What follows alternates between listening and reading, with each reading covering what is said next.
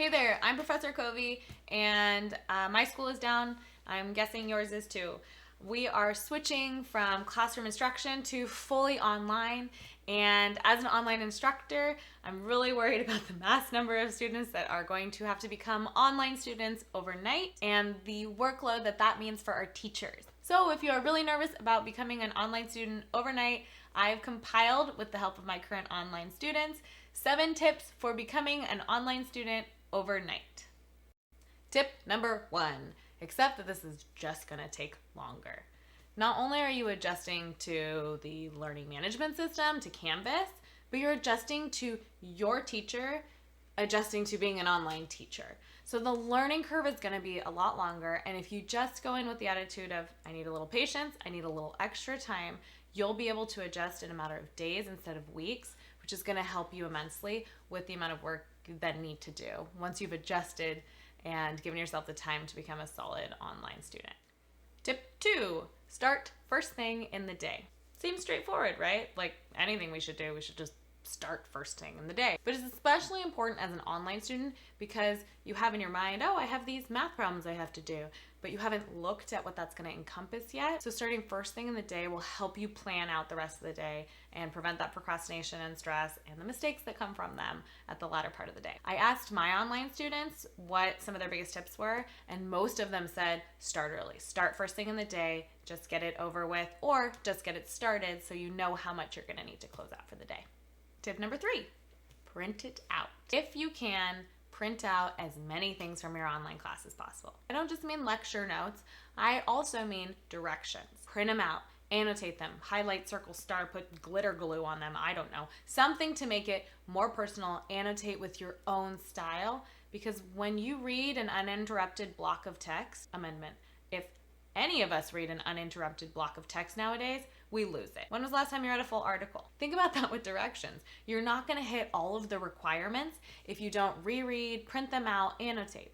If you don't have a printer, that's cool. Just take a piece of paper and get some markers or those glitter pens and write out from what you're reading on the screen to the paper of the important things you need to know for whatever the instructions are. Now, as an online teacher, that's actually one of the things I really focus on when I create my classes is very concise, straightforward, clear directions. But that takes a lot of drafting. That takes a lot of versions of my directions. Think about your online teachers in these situations. They're going from the physical classroom and they've got these instructions that they would normally hand out to you, that they'd talk about, that they'd explain, that they'd reference over multiple lectures, that they're just now posting online. They haven't been able to edit it for brevity, for clarity, in these shorter sort of situations. So give them some kind wiggle room. I do not expect them to, but you shouldn't either. So print it out or write it out, put it on another Word document, something to be able to really make sure you're engaging and following every part of the directions, especially because some of our teachers aren't going to be able to make the directions more online reader friendly as those with more online experience. Number 4, literally write out due dates. They may not be super organized or streamlined or pretty in your digital classroom. And even if they are, this is another one my students really recommend is that, oh, sorry, that's my dog down there. So she's encouraging you to write out the due dates. So I actually like to put them on Post-its for when I have different things to do, and they go on my wall here at a frame that you can't see.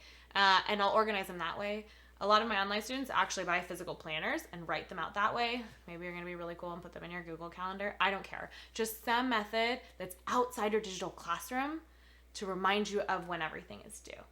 Number 5, and this might be my longest one, try to solve your own issues first. Now, I mean, maybe we should all go to therapy and solve all of our own issues first, but I mean, try to solve your own issues in the digital classroom first. If your concern is logistical, if it's technical, please don't go straight to your teacher. They are not tech support. If they were tech support, they wouldn't be in this position in the first place. So many of your teachers are brand new to doing this online teaching. Let's be kind to them and not send them all the tech emails right away. You obviously got to this YouTube link, so you know how to find YouTube. Put in YouTube what the technical concern you have is. When I started teaching on Canvas, I got so much help from just searching the internet. How to do submissions, how to do voice comments, how to add images, how to upload different things. Any of the tech stuff just be your own advocate and use the internet and see what you can solve that way first if you're getting used to a new online system. Even if you're using Zoom conferencing or something new for another class, there's so many resources on the internet. Before you jump straight to your teacher, shoot them a tech support email. It's going to be a lot faster and kinder to everyone if you just try to solve it on your own first. Now, if it's somewhat logistical, if it's somewhat tech support, but also teacher related, kind of this in-between category, take a look and see if it's more of a suggestion. If it's something you can screenshot and send to your teacher, we love screenshots, by the way. It helps us totally understand. But if it's something you can make a suggestion to your teacher that you think would just make it easier for you, for other students, shoot them an email. They'll probably appreciate it, especially if it's kindly worded, if it offers a screenshot or a hyperlink that's supporting what you're saying, that's going to help make their lives easier and in turn your lives easier. Those are some of the best ways to handle those in-between situations. Now, if it's in a different category, like content-based questions, do what you can to solve that issue first. Like, let's say for my class, if you're doing some reading questions, if you've got a big reading and you have some questions on the content, show some effort to your teacher that you did try to solve the issue first. Go back through the assigned text pages, look at some sort of, maybe there are some footnotes or things like that that you can reference. Try the internet, see what you can find out there. If you've looked at some other resources and they're not helping you solve that issue, definitely ask your teacher. That's what they are there for. But I would really recommend referencing those efforts you made to solve your issue first in the email that you might send them. So you can say, hey, Professor Covey, I went on poets.org and I looked in the library database, but I couldn't find the answer to this content question. Could you help me out? I'm sure they'd be very happy because that's what we get to do, is we get to help you with these things. But making that effort first is huge for the teacher. And lastly, if you are going to email your teacher, just give them time. If something is due in 1 hour and you're expecting a response right away, I would not go about recommending that. Give them plenty of time to respond. All right, number 6. Replicate the classroom environment, not chill time environment. What I mean by this is imagine yourself in class, in lecture. You're not really multitasking, or if you're doing it, you're trying to do it discreetly. But let's pretend you're actually completely paying attention. You're very engaged, like I'm lecturing on the most amazing poetry you've ever heard. So you're listening, you're engaged, you're focused solely on that. You're not on social media, the TV's not on, music's not in the background, you're not eating lunch with a friend. You're focused on the material. Think about doing that as you're learning.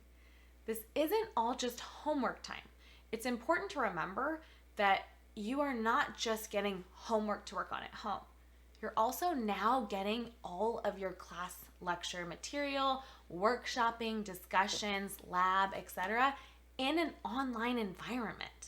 So I want you to be able to shift your mentality and create an environment that supports that kind of learning. So whatever method your instructor is relaying the content and information in, whether that is PowerPoint, screencasting, I like to do podcasts, whatever method they're sending it to you in, focus solely on that. As one of my students literally said, it's not audible, right? And I really like that. I mean, I listen to Audible like while I'm vacuuming. My podcast is not audible.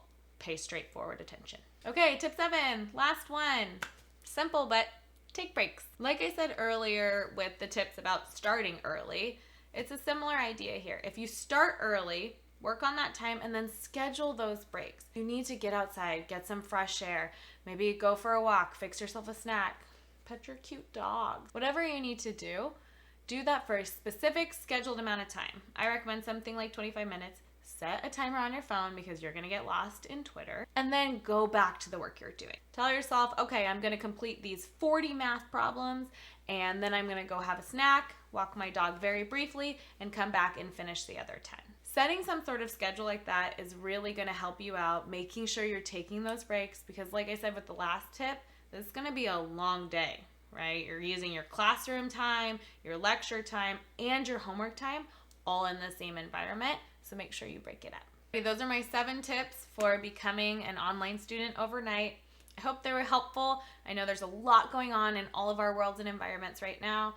And if this did anything to help you out, or if there's anything else I can do to make some sort of video or create some resources to help this transition easier for US students, let me know. However that is, I don't know, I've not posted this sort of thing before. But regardless, I wish you luck and stay well.